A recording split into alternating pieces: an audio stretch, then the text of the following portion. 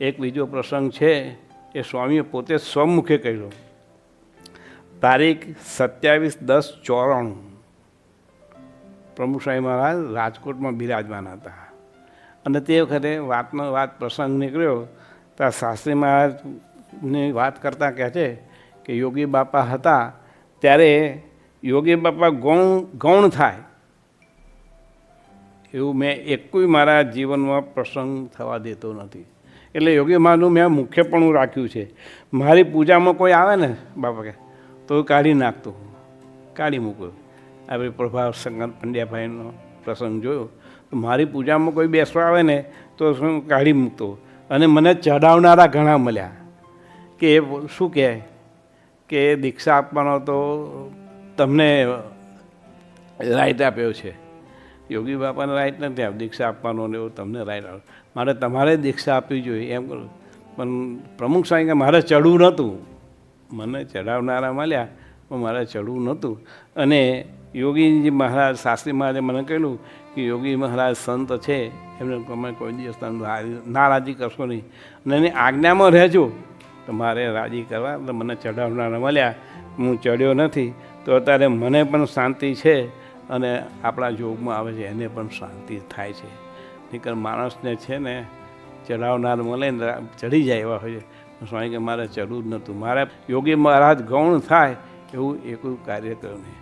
અને શાસ્ત્રી મહાનું વચન કે યોગી મહારાજને તમે ઓછારા કરશો નહીં, યોગી મહારાજને રાજી રાખશો તો તમારા જીવનની અંદર હંમેશા સફળતા મળશે. આવી વાત હતી. બીજું 62માં પ્રમુખ સ્વામી મહારાજની જન્મ જયંતિ. અને તે વખતે બાપા પ્રમુખ સ્વામી મહારાજ આશીર્વાદ બોલે, આપ બધાના આશીર્વાદ મારી ઉપર છે, મારે તમારા બધાના આશીર્વાદ મેળવવાના છે. બધા રાજી થાય. શાસ્ત્રી મહારાજ યોગી મહારાજનું કાર્ય સારી રીતે થાય અને શાસ્ત્રી મહારાજ યોગીજી મહારાજના પ્રતાપે આ બધું થાય. મારી કોઈ વિશેષતા નથી એમાં.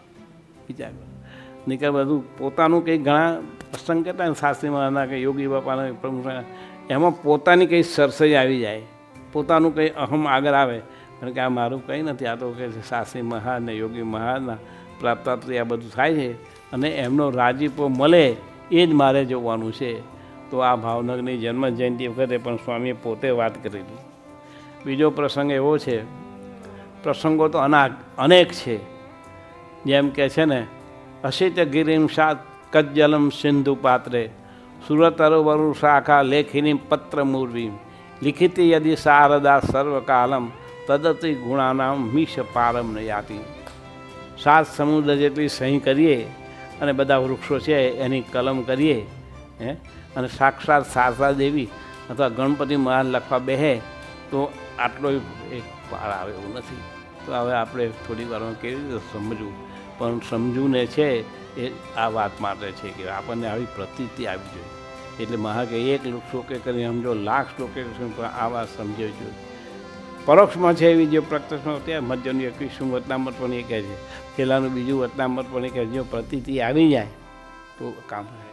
કલામ સાહેબને પ્રતીતિ આવી ગઈ, જે અક્ષરધામમાં છે એ જ આ મૂર્તિ છે તો કામ થાય.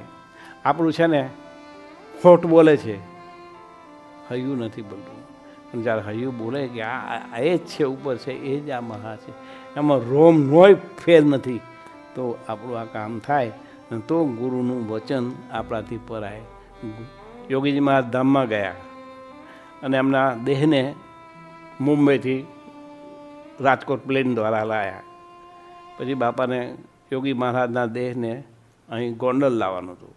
તો ટ્રકની અંદર યોગી મહારાજને વિરાજમાન કર્યા, ટ્રકમાં સુખોમાં બેહાડ્યા. હવે તે વખતે શિયાળાનો વખત, કારણ કે પોષ વદ એકાદશી સમાધિ લીધેલી એટલે પોષ મહિનાનું કડકડતી ઠંડી આમ દાઢી ધ્રુજે અને યોગી મહારાજને ઉગાડામાં રાખેલા. આમ તો બધા જાણે કે આ સ્વામી અંતર્ધ્યાન થયા છે એટલે કંઈ વાંધો નહીં આપણા જેવાના મનમાં. પણ પ્રમુખ સ્વામીની અંદર ખરેખર શું આ વસ્તુ તો પોતાનું ગાતેલું હતું ને એ લઈ અને એમણે યોગી મહારાજને ઉડાવ્યું કે યોગી બાપાને ઠંડી ના લાગે ને. તો બધા સંતો દંગ થઈ ગયા અને સંતોની ભાષામાં કહે ને મોઢામાં આગળ નાખી ગયા કે આ ગુરુ અંતર ધ્યાન થયા તો પોતે માનતા નથી કે ગુરુ સાક્ષાત બિરાજમાન હોય એમ કરી અને પોતાનું ગાતેલું ઓઢેલું. તો આપણને એમના જીવન દ્વારા આવી સૂક્ષ્મ ભક્તિ કરવાનું પણ આપણને સમજણ આવે છે. ડૉક્ટર સ્વામી એકવાર યોગી મહારાજને વાત કરી કે આપણે મુંબઈમાં એક દવાખાનું બનાવીએ. તો યોગી મહારાજ કહે કે ડૉક્ટર સ્વામી અમદાવાદમાં મોટું દવાખાનું થશે અને તમે જોશો. તો ડૉક્ટર સાહેબ મને કે યોગી બાપા આપણે મન મનાવે છે ને આપણને કરવા દેવું નથી, પણ મૂર્તિમાન દવાખાનું કહેતા હોસ્પિટલ અમદાવાદમાં થઈ. એમાં નામકરણ વિધિ સંતોએ મળી પ્રમુખ સ્વામી મહારાજ હોસ્પિટલ લખ્યું. અને પછી વાત કરી ઈશ્વરચંદ્ર સ્વામી, નિખિલેશ સ્વામી કે બાપા આ રીતે હોસ્પિટલ થઈ છે અને એનું આ રીતે નામ રાખ્યું છે. તો બાપા કે આપણું નામ હોય જ નહીં, કે છે આપણું નામ જ હોય નહીં, યોગી મહારાજનું નામ રાખો. પણ બધા કાગરિયા બાપા થઈ ગયા છે, સરકારમાં બધા કવર છપાઈ પ્લેમ્ફલેટ છપાઈ ગયા છે અને હવે ફેરવવું બહુ મુશ્કેલ પડે બાપા. એટલે આ લખ્યું છે પ્રમુખ સ્વામી હોસ્પિટલ, એ બરાબર છે અને સર્વમાં અમે કર્યું છે. પણ સ્વામી કાંઈ આપણું નામ હોય જ નહીં. લોકો નામ માટે કેટલું બધું કરે છે, પણ સ્વામીને પોતાનું નામ આગળ આવે એવું નહીં. શાસ્ત્રી મહારાજને યોગી મહારાજનું નામ કેમ આગળ આવે એ જ મનમાં હતું. તો સ્વામી ખરેખર અડગ રહ્યા. ઈશ્વર સ્વામીએ વિનંતી કરી, નિખિલેશ સ્વામી એ બધા કે બાપા હવે સરકારમાં કાગરિયા થઈ ગયા છે, પ્લેમ્ફલેટ છપાઈ ગયા છે અને બધા કવર છપાઈ ગયા, હવે ફેરવું બહુ મુશ્કેલ, ગમે તે થાય બાપા થઈ જશે, પણ પોતાનું નામ ન રાખવા દઉં. અને છેવટે યોગીજી મહારાજ હોસ્પિટલ નામ રાખ્યું. તો આ બાપાની ભક્તિ કે પોતાનું નામ આવે કે હું આગળ આવું એવું સહેજે મનમાં નહીં. તો આવા સંત, ગુણાતીત સંત આપણને મળ્યા છે કે જેને સહેજ મનમાં પણ એવું નથી કે હું આગળ આવું ને આવું, પોતાના ગુરુને જ હંમેશા આગળ રાખ્યા છે. આ એક મોટી વાત છે. પ્રમુખ સ્વામી મહારાજ સાક્ષાત અક્ષર મંદિર ગોંડલમાં બિરાજમાન હતા અને બપોરે પોતે ઠાકોરજી જમાડી રહ્યા હતા. અને મુખ્ય આઈટમ લાડુ હતા. લાડુ સરસ ચૂરમાના હાઈ ક્લાસ વેલાયચી બધા નાખા. તો લાડુ હતા. તે આનંદ વિહારી સ્વામીનું સ્વામી કહે લાડુ કેવા છે? તો આનંદ વિહારી સ્વામી કહે લાડુ છે પણ ભાદરા જેવા નહીં. બાપા કે એવું ના બોલાય, આપણે ગોંડલના લાડુ જમીએ છીએ અને ગોંડલમાં આજે બેઠા છે યોગી મહારાજ સાંભળે તો એમને કેવું લાગે. મારે એવું ન બોલાય કે ગોંડલ ભાદરા જેવા લાડુ નથી, ગોંડલના લાડુ સારા જ છે. તો આ બાપાની આવી સૂક્ષ્મ ભક્તિ ને કે યોગી બાપા તો અંતર ધ્યાન થઈ ગયા હતા ને ક્યાં કે યોગી આ સાંભળે કેવું લાગે, એટલે ગોંડલના લાડુ સારા છે એમ કેવું. તો બાપાએ તે વખતે આ વાત કરી હતી એ આપણને ઇદમ સાંભળે છે. તો એવા અનેક પ્રસંગો છે. તો મહારાજ સ્વામીને પ્રાર્થના કરી જેમ પ્રમુખ સ્વામીને ગુરુ ભક્તિ છે એવી જ આપણે ગુરુ ભક્તિ પ્રમુખ સ્વામી વિશે કરીએ અને આપણા જીવનની અંદર સત્પુરુષ પ્રદાન થાય.